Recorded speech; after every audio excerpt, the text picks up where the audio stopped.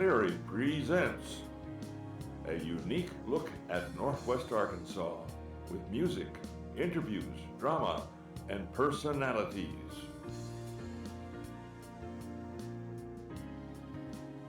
And now, here's Mike.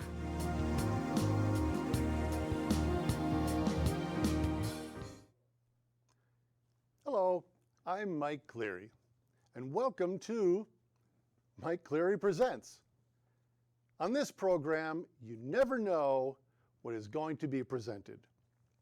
It may be an interview, little-known history of well-known folk songs, or even stories behind the constellations in the night sky. Well, on this particular show, I'm going to do something completely different. I'm going to offer you a general overview on how to overcome writer's block. Now, writer's block is a phenomenon where you feel that you want to write, but the words and creativity simply don't flow as well as you would like them to. Now, in this presentation, I'm not going to tell you what to write.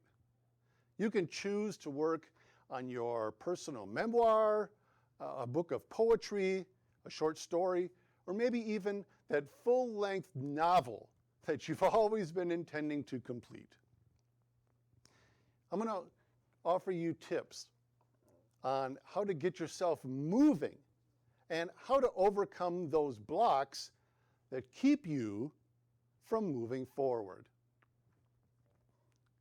Now, first of all, who am I to give a workshop on overcoming writer's block? Well, you may not know this, but I happen to be a published author. And not just one or two books, but more than 24 full-length novels in various genres, from self-help to mysteries and science fiction. That's right, over 24 published novels. Most are available through Amazon and Barnes & Noble. I've also written over a dozen stage plays and hosted more than 100 podcasts on YouTube and Spotify.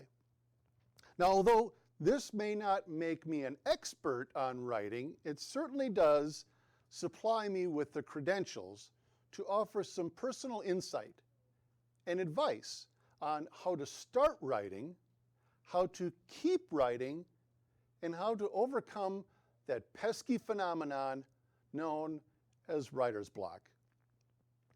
By the way, you may want to record this show and come back to reference some of my tips or suggestions at a later date, or bookmark the video on YouTube.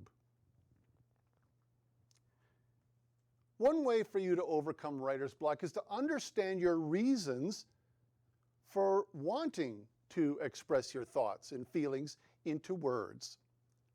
Is it to leave a legacy? Express your innermost thoughts? To quiet the voices in your head? That last one is the main reason that I write many of my own stories.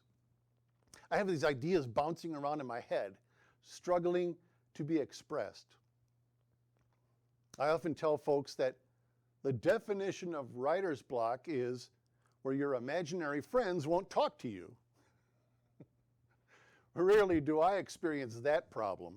The stories and characters in my head won't leave me alone until I put them down on paper or type them into a computer. Another motivation people have is making money. Some folks think that being a famous writer will make them rich and popular. We watch these TV shows and movies where the celebrated author is living a life of luxury, driving expensive cars and residing in huge mansions. The fact of the matter is, for every successful author, such as J.K. Rowling, Nora Roberts, James Patterson, and John Grisham, there are thousands of writers who never make it to the big time. So if you're hoping that your great American novel will make you rich and famous, don't place too much emphasis on that particular aspect, and don't make it your only motivation. However, don't let the lack of financial success keep you from writing your story.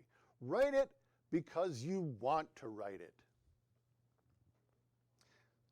So why do we write? Why is it that authors have this need to write?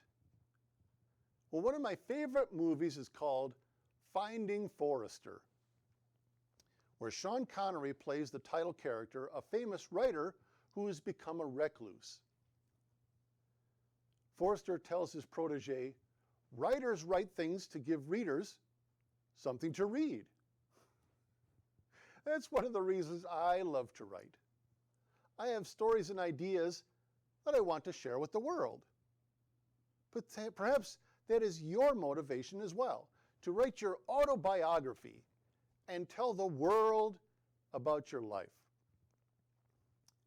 I have a good friend, Stephanie Marks, and for most of her life, her family and doctors believed she was mentally retarded. However, when she was in her early 20s, she was re-diagnosed, and the doctors discovered she was actually autistic. Now, Stephanie was a smart woman, but she lived for more than 2 decades in frustrated silence because she couldn't communicate her thoughts. She was eventually taught to type on a keyboard, and folks quickly discovered that she was very eloquent, and articulate. In her 30s, Stephanie wrote a book called Paula's Journal about what it's like to grow up autistic. I was honored to edit her manuscript and found it to be one of the most powerful and moving stories I had ever read. That book helps people in the medical field and academia, as well as those who live with friends and family members who are autistic, to better help them understand what it is that they are going through.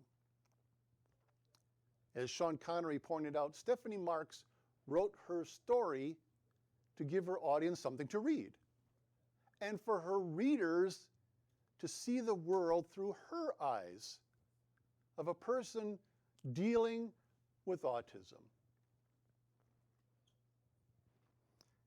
Typically, writing involves emotion. You feel it before you think it. However, the brain often wants to take over and add a logical aspect to your writing. You have to learn to separate your heart from your head. Whenever I get stuck writing a passage in my latest novel, I have to take a moment to pause and tell myself, you're overthinking it. Write what you feel and go back to correct the words later. Here's another quote from that film, Finding Forrester. Sean Connery says, "No thinking, that comes later. You must write your first draft with your heart. You rewrite with your head." The first key to writing is to write, not to think. Try this as an exercise for overcoming writer's block. Write without thinking. Write something from your heart and not from your head. Don't think. Take a few minutes and write whatever comes into your mind. Don't analyze it or overthink it. Just write.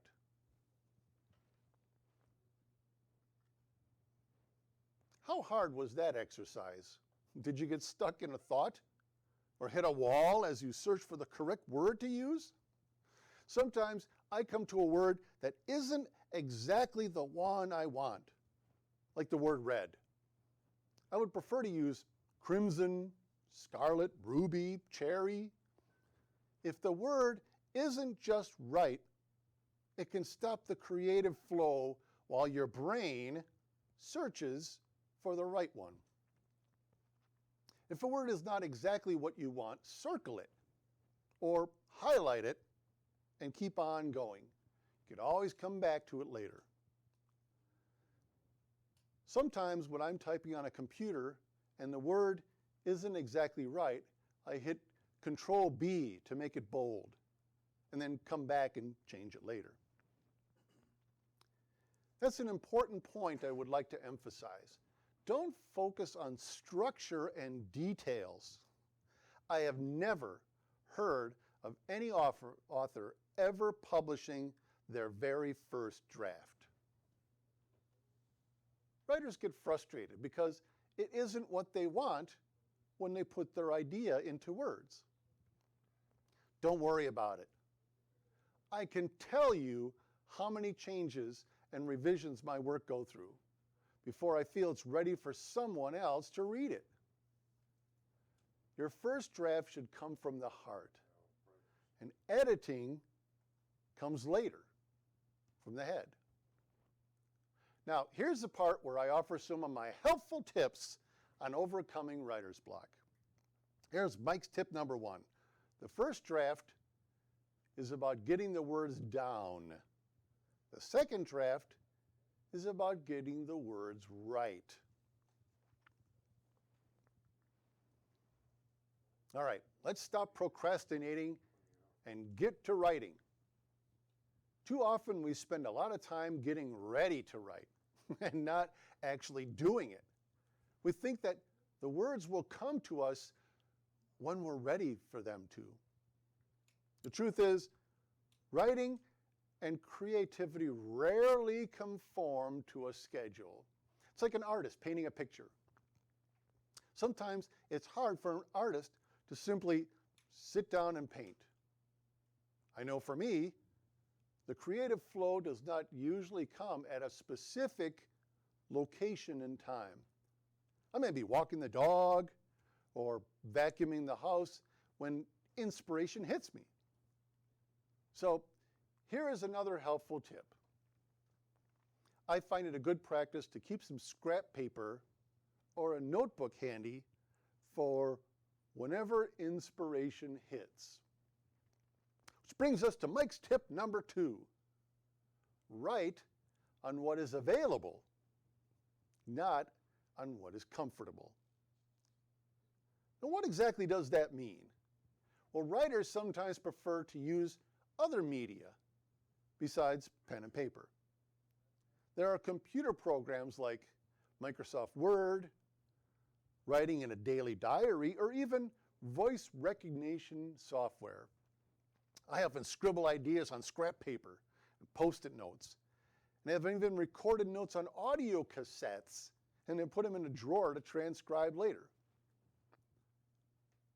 My wife Sharon finds it puzzling that I can assemble a story from a pile of scribbled notes. Perhaps that is how you can write your memoirs. Write an idea here and there, and an anecdote now and then. A stack of notes to be organized later sometimes works better than sitting down and trying to type them out in order all at once. What do you prefer to write on? Note paper? On a computer? In a diary or journal? One problem I find when writing on a computer is that it is often distracting. I end up wanting to check my email or see who posted on Facebook. Writing on a computer requires discipline. I recommend trying something different every once in a while, just to see if it helps with your creativity. Don't limit yourself. As my mother often reminds me, how do you know you won't like it if you don't try it? There was a statement made by a college writing professor of mine named Dr. Karen Clark, and she once said, in Mike's tip number 3, "Don't tell me, show me." Here's an example. He was angry. Yawn, boring. Better still, he slammed his palm hard upon the table, making a loud, resounding echo throughout the room. His styrofoam cup of coffee hopped an inch. Its contents sloshing over the rim. Much better than he was angry. Don't tell me, show me. So let's do another writing exercise. Take a few minutes to describe a moment in time that happened to you recently. For this activity, you're allowed to use your head. Try to use action words. Here are some examples to get you started.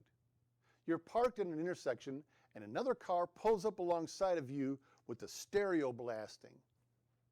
Or you got out of bed this morning and let the dog or the cat out. Or the UPS driver delivered an unexpected package to your door. Try to use action words or phrases in your story.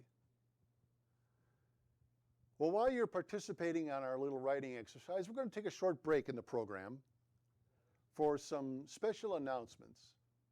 So don't go away. We'll be back with more Mike Cleary Presents right after this.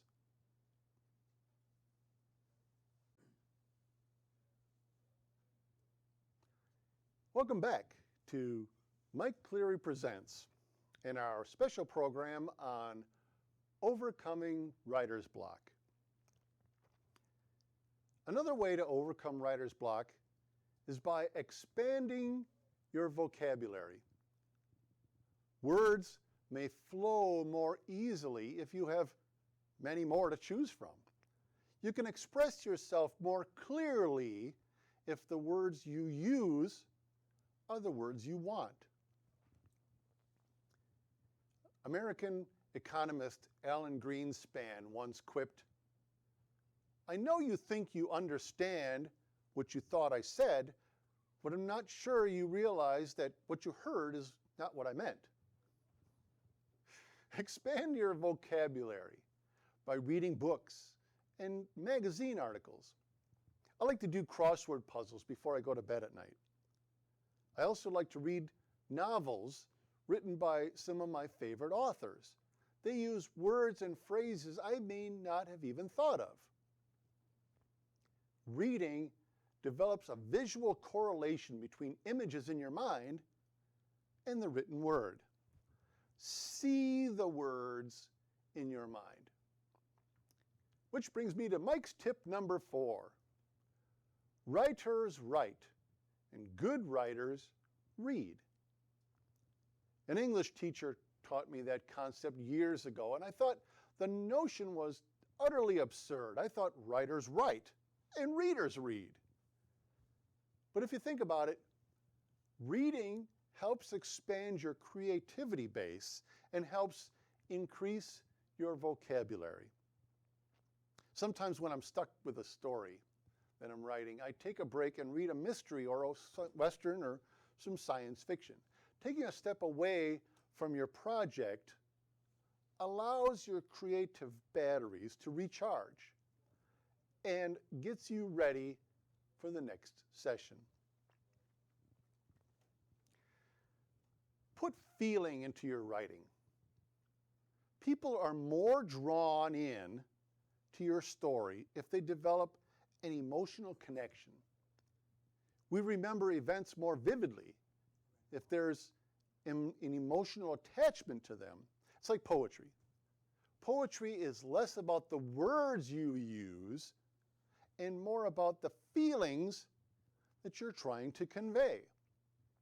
Which brings me to Mike's tip number 5. People will more readily become involved if they have an emotional investment. Not looking in from the outside, but being there, right beside you. My next writing exercise is to help you express your feelings. Take a few moments to share an emotional experience you had and try to draw the reader into your experience. For example, describe a roller coaster ride, going out to get the mail in the pouring rain, or sipping your morning coffee out on the porch. What does it sound like? What did it feel like? What did you hear? What did you smell? Well, next, we're going to talk about organizing your thoughts. And one way to do that is to create an outline of your story. Well, I have to admit, I had some difficulty wrapping my mind around creative outlines when I was younger. I wanted to write, not make flow charts and bullet points. But if you think about it, an outline is like a road map. Let's say you want to head west. Without a map, how do you know where you are? Or if you have arrived?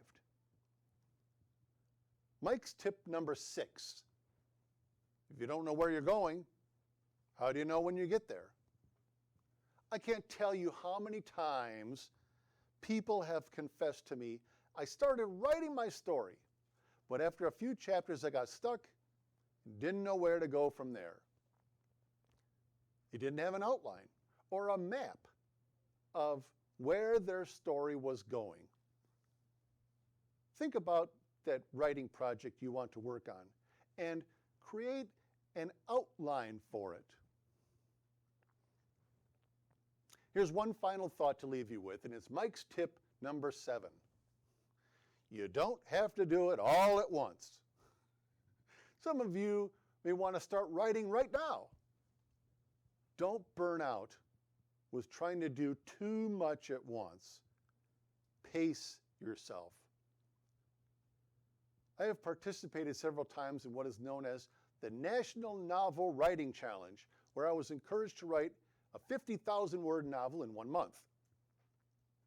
Of course, I wasn't expected to sit down and write it all in one sitting. The goal was to write about 1,700 words a day. That's about 3 or 4 pages, and that's an achievable goal. Pace yourself, and don't get discouraged if you skip a day or two.